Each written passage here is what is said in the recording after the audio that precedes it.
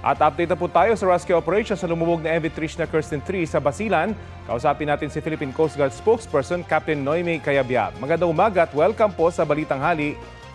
Good morning po, Sir Randy and Ma'am Connie at maraming salamat. Sir Rafi at maraming salamat sa upo niyo ngayong umaga. Opo, ano po yung initial na impormasyon nyo sa dahilan ng paglubog nitong MV Trishna Kirsten 3?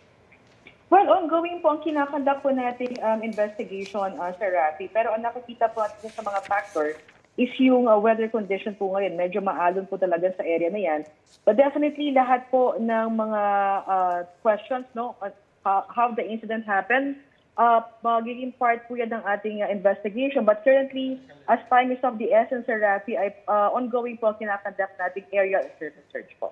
Nabanggit nyo po kung maalon po dun sa area na yon, meron ho bang abiso noon sa PCG para lumayag yung mga barko? Well, based po sa initial statement po na nakuha natin, nagkaroon naman po ng clearance. Wala naman po nakataas na gale warning dyan sa area na yan.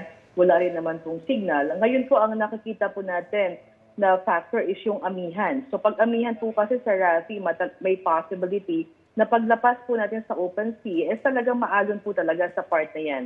So as to the other reasons po or causes na itong insidente na to, that will be subject for investigation po. Sa ngayon po, ilan pa po yung hinahanap? As we speak po, 28 pa po ang ating hinahanap. Okay.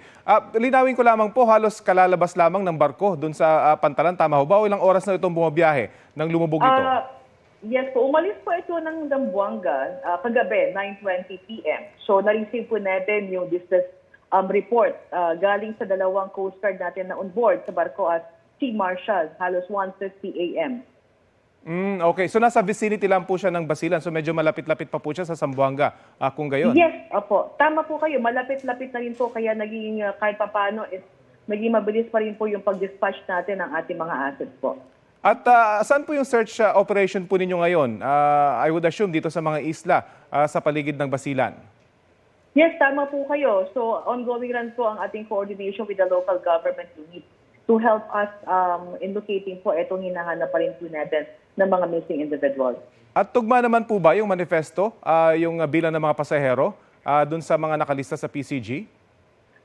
We are still verifying, pero siguro, Sir Rafi, mention ko na rin, no, kasi may mga kumakalat rin na mga misinformation na initially overloaded daw po itong motorboat na ito. As per initial inquiry po natin, 352 yung authorized passenger. And passenger po ito, Sir Rafi. So we have 332 passengers at that moment. So Okay. siguro, ikuan ko na, Sir Rafi, na pag maganda mo mga misinformation, siguro mas maganda kunin na lang po, antayin na lang ang statement po ng ating mga official na ahensya. Siguro kung pwede nyo na rin linawin, since Roro po ito, kumusta kaya yung mga, kung maayos bang na isakay yung mga nasa cargo hold nitong barkong ito? Kasama rin po yan, Sir Rafi, sa iniimbestigahan po natin. Kung ito po ba ay posibleng dahilan rin ng paglubog nitong boat na ito. At nakita mo natin sa mga video, nakadeploy naman itong life vest at mga life raft nitong barko. Tama ho ba? Maayos naman na nakadeploy itong mga emergency equipment ng barko? Yes, tama po kayo, Sir Rafi. Okay. Kumustahin na rin po namin yung update sa tumaob na MV Devon Bay. Kumusta po yung mga sakay nito? Kaninang umaga po ay na-receive na po natin sila dito sa Manila. Kahapon po nagkaroon ng small boat to small boat transfer dahil medyo maalon po talaga sa area ng Baho de Masinloc. So kanina, 15 survivors po ang ating tinanggap at na-turn over po natin yan sa Department of Migrant Workers and meron po tayong dalawang casualty po na tinurn over na rin po natin for appropriate disposition. Ang boat-to-boat transfer po between PCG and the China Coast Guard, tama po ba? Yes, tama po kayo, Sir Rafi. At kumusta naman po yung naging koordinasyon nitong dalawang Coast Guard operators? So, naging smooth naman po ang ating transfer kahapon. Ang naging mekanismo po natin is we use the Maritime Rescue Coordinating Center, no? So, fortunately, the Philippine Coast Guard is the agency responsible for this MRTC. At ang counterpart po natin for the Chinese side is the Hong Kong Rescue Coordinating Center. So naging maayos naman po ang ating koordinasyon at wala naman po tayo na i-report na anumang insidente during the transfer po nito mga rescue crew at kasama po yung dalawang cadaver po. At may posibleng dahilan na po ba sa paglubog nitong barko? Well, based po sa interview natin sa isa sa mga survivors, ito po kasing Devon Bay, ang kargamento po nito is nickel ore. So it is loaded of 55,000 tons of nickel ore. So nagkaroon po ng liquefaction yung moisture ng cargo that caused the shifting of the weight to the left side of the ship. So initially, yan po yung naging report sa atin ng agent na halos 25 listing support po itong barko po before po naitawag yung distress alert sa atin. And malaki po ang effect ng weather that time kasi masyado po talagang maalon at malakas po yung current. Pero this is just an initial suspicion po natin. No?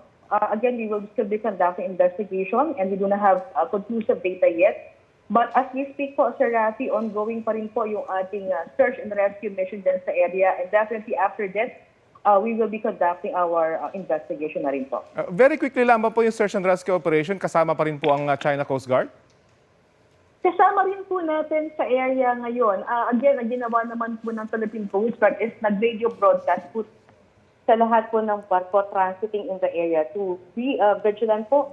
At i-check po kung meron po silang nakita na mga unusual na mga floating objects to check and report to the Philippine Coast Guard po. Okay. Maraming salamat po sa oras na binahagi nyo sa Balitang Hali. Si Philippine Coast Guard spokesperson Captain Noemi Cayabyab.